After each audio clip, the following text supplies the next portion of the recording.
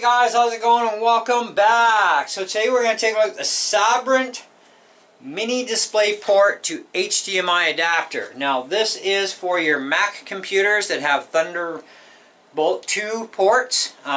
This is the Thunderbolt 2 adapter. If you have an older Mac that doesn't have Thunderbolt 2, you'll have to look up that adapter on Amazon. However, the link to this will be in the video description below, so don't you worry.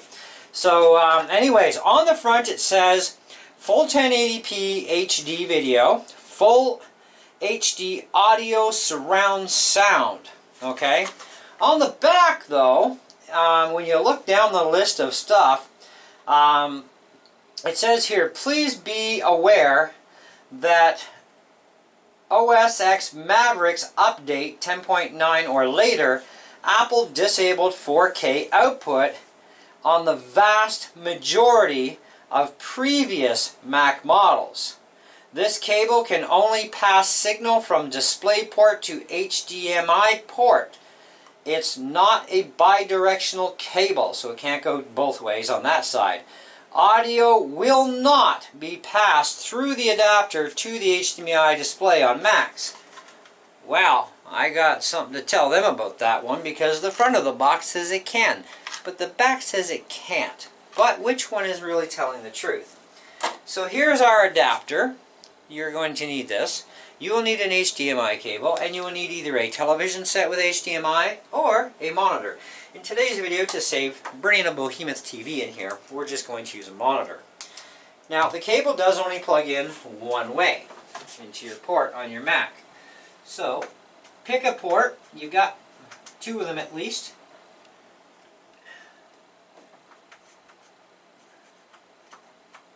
And we're in. Voila! And we did this all hot too. You can do hot swapping with HDMI. You're not going to hurt nothing. Anyways, so we have two different displays.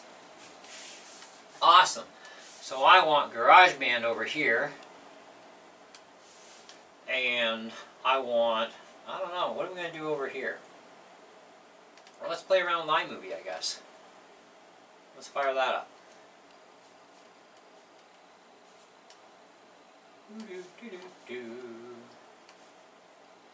Now, we can work on two projects at once. Now, this is a late 2015 iMac 5K Retina display, which is beautiful.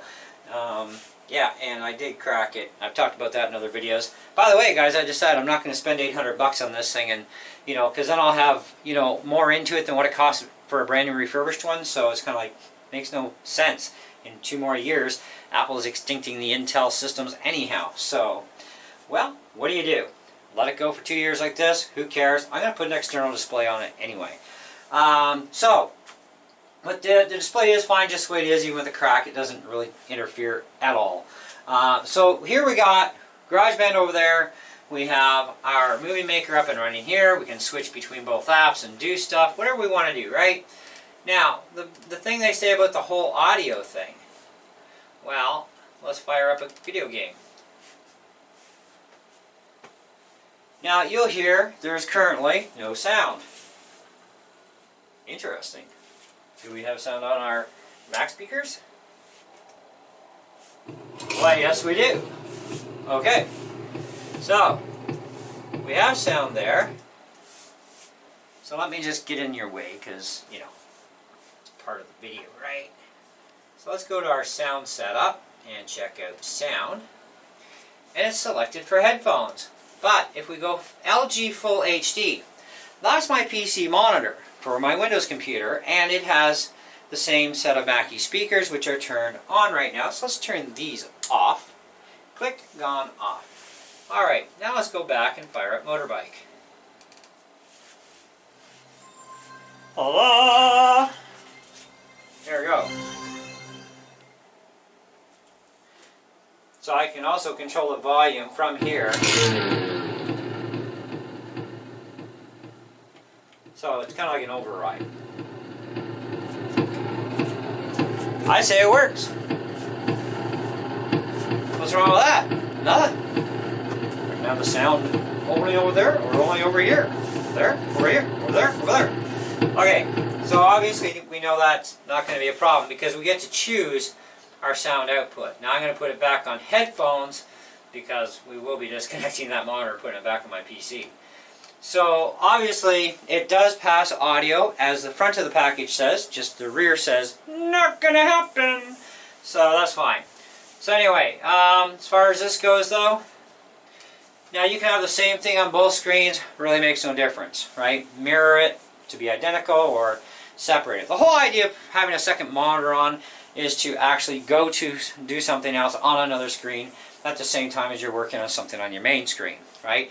Now you can hook two external displays to this late 2015 iMac. That's not a big deal. Plus have its own internal on at the same time. I don't know how it would work with 3 screens. I'll have to try that someday. But for the purposes of this video anyways, for under $20 you get this Sabrent adapter. It works perfect. It's plug and play. Literally, you don't even need to read the little pamphlet manual that comes with it. It goes in one direction to your Mac, the other is your HDMI, which is only plugged in one direction. You can obviously do this hot or cold, makes no difference. Voila! That is the best money I've spent on an adapter yet, because going to Apple for that same adapter is going to set you back probably 50, 60, 70 bucks, you know, Canadian, because hey, it's Apple, right? And every store has slightly different prices on Apple products. But either way you look at it, still, that's from Amazon. It's under 20 bucks. Yeah, the adapter's made in China, but who cares? It's a great adapter. Where do you think the adapters for Apple are made? In China. Okay? So, yeah, that's fantastic. It works absolutely beautiful, so I can just unplug that now. I'm back to my regular Mac, and I can unhook all this junk. Well, actually not yet. I do have another video for you guys today, but that'll be a separate video for another yet third-party non-Apple dealie that works awesomely. Now, TV sets. Not all TV sets are going to be compatible, by the way. Let me change the angle of this thing, though.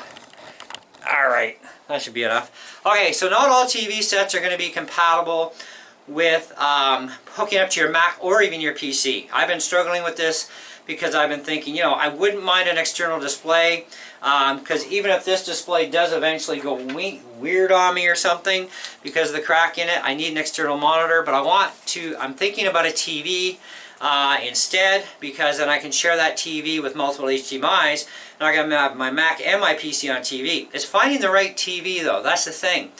I have a Sony TV that is about 8 years old, and it's a Bravia TV. It is not capable of working properly with the Mac or the PC, yet my LG 40-inch TV, my main one, which is probably actually a little older than that, come to think of it, works perfect on the Mac or the PC. In fact, I get a lot of extra options on the LG that I won't get on the Sony, so there's no way to set that Sony TV up on the Mac or on my PC. It's just not working out, period. Yeah, I mean, you lose too much of your bottom bar, that sort of thing, but with the LG you can rescale everything manually to fit perfect size onto the TV screen, and it's 1080p or 1080i, so who cares?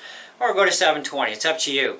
So, newer TVs should not have any issues whatsoever. It should just be plug, go, don't have to do nothing, hopefully. If not, there are display preferences on your computer where you can set things up. So just be aware of that if you buy even this adapter to put onto a TV set and not a regular computer monitor, which would always work fine. You may have a TV that is too old or lacks capability. You may need a more modern day TV with this adapter. So it's kind of one of those things, and you don't know until you plug stuff in and try it. There is no list of these are your compatible TVs and these are not your compatibles. There's no such list, okay? It does not exist in the world. So, and there's so many model numbers I found even in one TV model, because I've been looking at a TV by Samsung, for example. And there's a 4K version, a 1080p version. They got both in smart or non-smart versions, and it's like, okay, this is not doing me any justice here. I'm trying to get reviews going to see what I want. So yeah, you could have, if you did have a list, it's not going to mark every version of every single TV of the same size, from the same company, of the same, you know what I mean? It doesn't work. So, buy the adapter. It's under 20 bucks at Amazon. Get yours now. Yay! It's a great adapter. What would I put this at? Never going to happen for 5-star rating. That is not what I do, because nothing is perfect, of course, right? It is built very good quality. I find the quality on this is actually built very nicely. It's not the most heaviest, dutiest one that they have, or the most expensive. It's under 20 bucks. So you don't need to spend the $30 or $40. You don't even need to buy a real Apple one because it's Apple compatible. Hello! And it works fine. Besides, Apple ones are made in China too, so who cares? It's the same adapter. Just one's got an Apple logo and you pay $60 for, and this one doesn't. You pay under 20. Take your pick. And if you have Amazon Prime, it's free shipping. Yay.